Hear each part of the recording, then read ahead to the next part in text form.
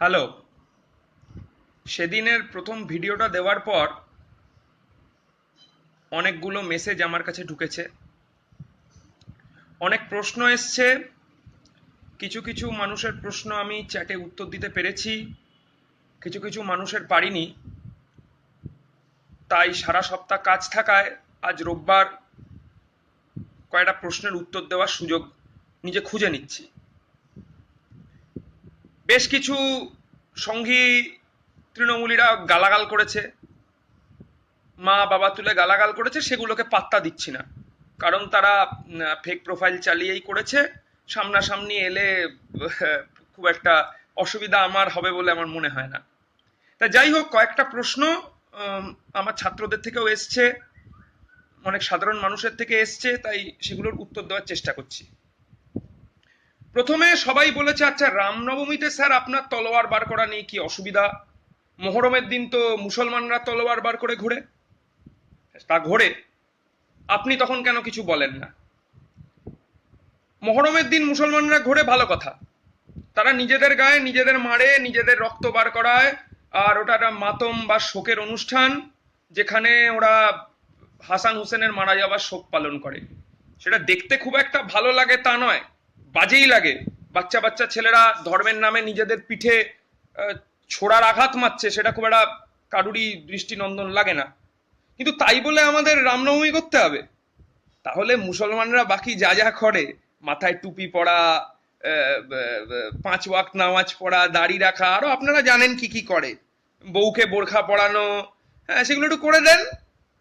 যে হিন্দু বীর বলছেন যে মুসলমানরা তলোয়ার নিয়ে ঘরে আমরাও বেরোবো, তাহলে মুসলমানরা চেষ্টা করে, কট্টর মুসলমানরা, কাঠমোল্লারা তাদের বউদের বোরখা পরাতে, আপনি একটু চেষ্টা করে দেখুন নিজের বউকে বোরখাটা পরানোর, তারপরে মার খেলে কিন্তু আমার কোনো দায়িত্ব নেই। এক। দুই হচ্ছে, বাঙালি হিন্দুদের কি কোনোদিনই কোনো অস্ত্র দেখানোর বা অস্ত্র খেলার অনুষ্ঠান ছিল না? বটেই ছিল। যারা গ্রামের দিকে কখনো একটু থেকেছি বা দেখেছি, চড়কের মেলায় সাধু সন্ন্যাসীরা এরম খেলা দেখাতো, লাঠি খেলা, তলোয়ার খেলা, কিন্তু কিন্তু সেইটা সম্ভব নয়। সেইটা তো অন্য কাউকে দেখানোর জন্য হয় না, সেইটা নিজেরাই সাধু সন্ন্যাসীরা কষ্টের মাধ্যম দিয়ে স্বর্গ লাভ করার চেষ্টা করে।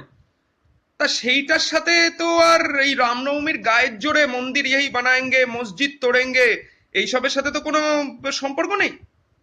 আর দ্বিতীয় প্রশ্ন, এটা খুব কমন এখন মার্কেটে চলছে, যে not all Muslims are terrorist, but all terrorist are Muslim. মানে সব মুসলমান জঙ্গি নয়, কিন্তু সব জঙ্গি মুসলমান। আচ্ছা, তাদের বোধহয় না ইতিহাসটা পড়া কোথাও একটু গন্ডগোল আছে। মানে খুব দূরের ইতিহাস বা বিদেশের ইতিহাস নয়, আমাদের দেশের ইতিহাস। আমাদের দেশে 3জন রাষ্ট্রনায়ক মারা গেছে, খুন করা হয়েছে। তাদের মধ্যে গান্ধীজি, যাকে মেরেছে আরএসএস; 2 নম্বর ইন্দিরা গান্ধী, যাকে খালিস্তানিরা মেরেছে; 3 নম্বর রাজীব গান্ধী, যাকে এলটিটি বা হিন্দুদের গ্রুপ ছিল তারা তারা মেরেছে। যেমন আমরা দেখতে পাচ্ছি হিন্দুদের আরএসএস, উগ্র হিন্দু আরএসএস, উগ্র শিখ সম্প্রদায়, উগ্র মুসলিম সম্প্রদায়, মুসলিম না, মুসলিম সম্প্রদায়ের হাতে কোনো রাষ্ট্রনায়ক মারা যায়নি। তাহলে শুধু মুসলমানরা জঙ্গি? বাব্বার খালসা, তারপরে এলটিটি, তারপরে আর যত আছে খালসা টাইগার্স, যারা পাঞ্জাবে এতদিন ধরে রক্ত বইয়ে চললো, তারা কি ইসে নয়, মানে জঙ্গি নয়? তাহলে কোথাও বোধহয় তো আপনাদের জঙ্গির ডেফিনেশনটা নিয়ে গন্ডগোল হয়ে যাচ্ছে। মানে যদি হিন্দুরা করে তাহলে সেটা জঙ্গিবাদ নয়, শিখরা করে সেটা জঙ্গিবাদ নয়, খ্রিস্টানরা করে সেটা জঙ্গিবাদ নয়, মুসলমানরা করলেই জঙ্গিবাদ। আরে বাবা, জঙ্গি সব ধর্মে আছে। তাই হোলিয়ার দ্যান দাউ অ্যাপ্রোচ, আমার ধর্ম তোমার থেকে ভালো, এটা বন্ধ করুন। ঠিক আছে, এটা বন্ধ করুন। এটাও বোঝার আছে যে 1990 সালের আগে আমরা খুব একটা বোম ব্লাস্ট টোম ব্লাস্টের গল্প শুনতে পাই না। যদি ভালো করে খেয়াল করে দেখবেন, বাবরি মসজিদ ভাঙার পর বোম্বে ব্লাস্ট হয়, তারপর থেকে গোটা ভারতবর্ষে ছড়িয়ে যায় দাঙ্গা। তা বাবরিটা কে ভেঙেছিল ভাই? বাবরিটা কে ভেঙেছিল? বাবরিটা ভাঙার কোনো প্রয়োজন ছিল? 400 বছর আগে যদি বাবর ভুল করেও ওখানে যদি রাম মন্দির থেকেও থাকে, সেটাকে যদি ভেঙে দিয়েও থাকে, তাহলে বাবর যা করেছে আজকে তাই করব? এ তো অদ্ভুত ধরনের কথাবার্তা। তাও সেটা নিয়ে ঐতিহাসিকদের দ্বিমত আছে যে ঠিক অযোধ্যার কোন জায়গাটায় রাম মন্দিরটা ছিল কেউ জানে না। এইসব কথাগুলো বলা বন্ধ করুন। আর সবাই বলছে যে দুনিয়া জুড়ে মুসলমানরা জঙ্গিবাদী, সেটারও উত্তর এখানে। 1989-80-তে আফগানিস্তানে কারা তৈরি করলো? মুজাহিদ্দিন। রাশিয়া যখন আফগানিস্তান 60-70-এর দশকে মেয়েরা স্কার্ট পরে ইউনিভার্সিটি যেত, ছেলেরা মেয়েরা একসাথে গিটার বাজিয়ে পিঙ্ক ফ্লয়েডের গান শুনতো, সেরকম ছবি চাইলে আমার কাছে আমি দেখাতে পারি, আমাদের কাছে আছে। তা কে তৈরি করলো জঙ্গিবাদ ওদের ওখানে? কেন 90-এর দশকের পর থেকেই জঙ্গিবাদ গোটা পৃথিবী জুড়ে নাড়াচাড়া মাথা নাড়া দিয়ে উঠলো? তার আগে জঙ্গি একটাই ছিল, তার নাম ছিল ইউনাইটেড স্টেটস অফ আমেরিকা। সেই ইউনাইটেড স্টেটস অফ আমেরিকা যারা কিনা একটা হেরে যাওয়া জাপানের ওপর হিরোশিমা নাগাসাকি করলো, যারা ভিয়েতনামে ওগুলো করলো, তাদের ডেফিনেশনে আমরা জঙ্গিবাদ শিখবো, টেরোরিজম শিখবো from America? Please spare me that lecture. আপনারা আরএসএস যারা আছো আর মুসলমানদের মধ্যে যারা জামাতে ইসলামী আছে, ওই কাতার সৌদির দালাল, তারা আমেরিকা আমেরিকা করো ভাই। আমেরিকা আমাদের তৃতীয় বিশ্বের জন্য কিচ্ছু করেনি ধ্বংস ছাড়া, আজকের ডেটেও আমাদেরকে ধ্বংস করে যাচ্ছে। 3, বাংলাদেশি হিন্দুদের জন্য আপনারা কেন কথা বলেন না? আরে বাবা, কেন কথা বলবো না? বাংলাদেশি হিন্দুদের কথা সব থেকে বেশি বলা দরকার বাংলাদেশের যারা যুবক আছে তাদের। বাংলাদেশে যারা আছেন বা যারা ওখান থেকে নিজেদের, আমি তো জানি হিন্দু সংগতির আইটি সেলের সব ছেলেপিলে বাংলাদেশ থেকে আসে বেশ কিছু, সেই বাংলাদেশের নিজেরা লড়ুন না, গড়ে তুলুন না। কেন সেখানে সেকুলার আন্দোলন নেই? শাহবাগ হয়নি? তা সেগুলো আপনারা চোখে দেখতে পান না?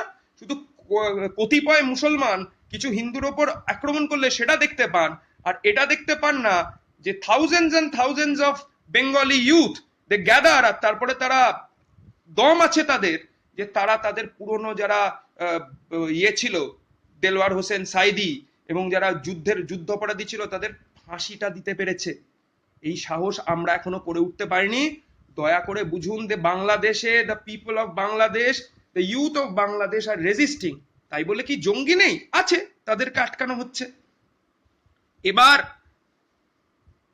কলকাতায় এলে একটা খবর সবাইকে জানানো খুব দরকার, যেটা চারিদিকে ছড়িয়েছে, যে মেটিয়াব্রুজে খিদিরপুরে দাঙ্গা লাগানোর চেষ্টা করেছিল কিছু হনুমানের দল, যেখানে 50% হিন্দু এবং 50% মুসলমান পাশাপাশি বাস করে। খুশির বিষয় এই যে সব চক্রান্তকে ব্যর্থ করে মানুষ মাঠে নেমে পড়ে জঙ্গি ওদেরকে বুঝিয়ে দিয়েছে যে দাঙ্গা এখানে হতে দেওয়া যাবে না, করতে দেওয়া যাবে না। তাই এটা খুব পরিষ্কার করে বোঝার যে আমাদের মধ্যে দাঙ্গার বীজ বপন করা চলবে না। কে কি খায়, কে কি পড়ে, সেটা নিয়ে আমাদের খুব একটা হেডেক নেই। আর সন্ত্রাসবাদের প্রশ্ন যখন হচ্ছে তখন সিলেক্টিভ কেন? এয়ার বোম্বিং শিখেরাও করিয়েছে, এয়ার বোম্বিং ফিদেল কাস্ট্রোকে টার্গেট করে আমেরিকানরাও করিয়েছে। তা সেগুলো সন্ত্রাসবাদ একটা পলিটিক্যাল স্ট্র্যাটেজি, সেটা অনেকেই অনেক সময় ব্যবহার করে। তা সেইটা নিয়ে এইগুলো কথা কেন? মুসলমানরা বেশি বাচ্চা করে। আচ্ছা, লালু প্রসাদ যাদব কি হিন্দু না মুসলমান? ওনার কটা বাচ্চা? গ্রামাঞ্চলে অনেক হিন্দু এরকম আছেন যারা একাধিক বিয়ে করে এবং একাধিক বাচ্চা রাখে। এটা বুঝতে হবে, এটা ধর্মের সাথে না, এটা শিক্ষার সাথে যুক্ত। যারা অশিক্ষিত, অস্বল্প শিক্ষিত, যাদের ফ্যামিলি প্ল্যানিং এর আইডিয়া নেই, তাদের বেশি বাচ্চা হয়, আর যারা শিক্ষিত তারা করেন না। দেখা যাবে, আপনারই কখনো দেখতে পারবেন টিসিএস এ কাজ করছে কোনো মুসলিম ছেলে যে প্রফেসর, তার 5টা বাচ্চা, এটা কখনো হতে পারে? তাহলে এটার সাথে অর্থনীতির সম্পর্ক আছে, ধর্মের কোনো সম্পর্ক নেই। আর বারবার করে যারা বলতে চাচ্ছেন যে মমতা মুসলিম তোষণ করছে, মুসলিমদের বাড়বাড়ান্ত হচ্ছে, কি বাড়বাড়ান্ত হচ্ছে আমি তো দেখতে পাচ্ছি না। সেই টায়ার সারাতো বেশিরভাগ ছেলেরা, সেই গাড়ি চালাতো বেশিরভাগ মুসলিম ছেলেরা, তারা তো তাই আছে। শুধু মমতা ব্যানার্জি মাথায় হিজাব পরে হিন্দুদেরকে ইরিটেট করাচ্ছেন মুসলিমদের বিরুদ্ধে, এবং এটা চক্রান্ত করছেন। এটা বোঝার আছে যে এই চক্রান্তে আমাদের কোনো লাভ নেই। কারণ টেকনিক্যালি ওই একই বৃন্তে দুটি কুসুম, হিন্দু মুসলমান ওই প্রেমের কথা ভাবের কথা বলছি না। টেকনিক্যালি এমন কোনো জায়গা নেই পশ্চিম বাংলায় যেখানে খুব বড় সংখ্যায় হিন্দু এবং খুব বড় সংখ্যায় মুসলমান পাশাপাশি বাস করে না। কলকাতা শহরের এক প্রান্ত থেকে আরেক প্রান্তে যেতে গেলে এরকম একাধিক জায়গা দেখা যাবে যেখানে হিন্দু মুসলিম পাশাপাশি বাস করে। যদি কোনোভাবে একটা দেশলাই কাঠি এই দাঙ্গার পড়ে, তাহলে আপনারা কেউ বাঁচবেন না। এটা ইউপি নয়, এটা বিহার নয় যে আলাদা আলাদা গ্রাম জাত ধরে ধরে থাকে, আলাদা আলাদা অঞ্চল জাত ধরে ধরে থাকে, এটাতে এটা নেই। আমরা সবাই পাশাপাশি থাকি। সুতরাং একটু ঠান্ডা মাথায় চিন্তা ভাবনা করুন। আমার আমার শুনে খুশি লাগছে, ভেবে খুশি লাগছে যে মেটিয়াবুরুজ খিদিরপুর অঞ্চলের মানুষ দাঙ্গা প্রতিরোধে এগিয়ে এসে দাঙ্গা থামিয়ে দিয়েছেন, এবং এই অস্ত্রের আস্ফালনের ফলে বিজেপি, আরএসএস এবং টিএমসি যেটা চেয়েছিল যে ইমিডিয়েটলি হিন্দু মুসলমানের চারিদিকে রক্তাক্ত হয়ে যাবে, সেটা বাংলার মানুষ হতে দেননি। কিন্তু তাই বলে আমাদের আত্মসন্তুষ্টি লাভ করে কোনো কিছু হবে না। আমাদের সজাগ থাকতে হবে, আমাদের ক্লিয়ার থাকতে হবে যে কি করে আমরা নিজেদের দেশটাকে দাঙ্গার থেকে বাঁচাবো। এটা করতেই হবে। এটা না করতে পারলে আমাদের ইকোনমিক, সোশ্যাল সব রকম ক্ষতি, পুরো শেষ হয়ে যাব আমরা। 92 সালের দাঙ্গার আমি খুব ছোট ছিলাম, তখনও আমার মনে আছে কিছু কিছু কারফিউ আওয়াজ, চারিদিকে ভয়ের পরিস্থিতি, আমি ছোট ছিলাম, সেটা আমার আমার পরিষ্কার মনে আছে। সেই 92 এর দাঙ্গা আর ফেরত আনা যাবে না।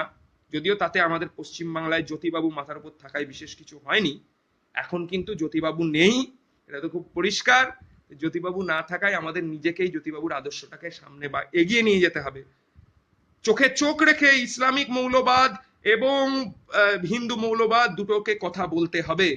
দেখা যাচ্ছে ইসলামিক মৌলবাদও মাথাচাড়া দিয়েছে। ইয়াং ছেলে, মুসলিম ছেলে মেয়েদের মধ্যে, বিশেষত মেয়েদের মধ্যে যেভাবে হিজাব বোরখার প্রচলন বাড়ছে, সেটা খুব আতঙ্কের। যেভাবে ইয়াং ছেলেদের মধ্যে টুপি দাড়ির বাড়ছে, সেটাও আতঙ্কের। তাই বিশেষত যারা মুসলিম যুবক আছে তাদের বলবো, তোমরা তোমাদের জায়গা থেকে মৌলবাদটাকে বার করে আনার চেষ্টা করো। এবং যারা আমাদের মতন হিন্দু ঘরের, হিন্দু নামের যুবক, আমি নিজেকে হিন্দু মনে করি না, জন্মেছি হিন্দু ঘরে, তারা তাদের থেকে বের করে আনার চেষ্টা করো। ইমিডিয়েটলি যদি এটা না করা যায়, তাহলে সামনে খুব খুব খারাপ সময় আছে। আর সবাই সজাগ থাকো, কেউ গুজবে কান দিও না, গুজব ছড়িও না, এতটুকুই আমার বলা। ধন্যবাদ।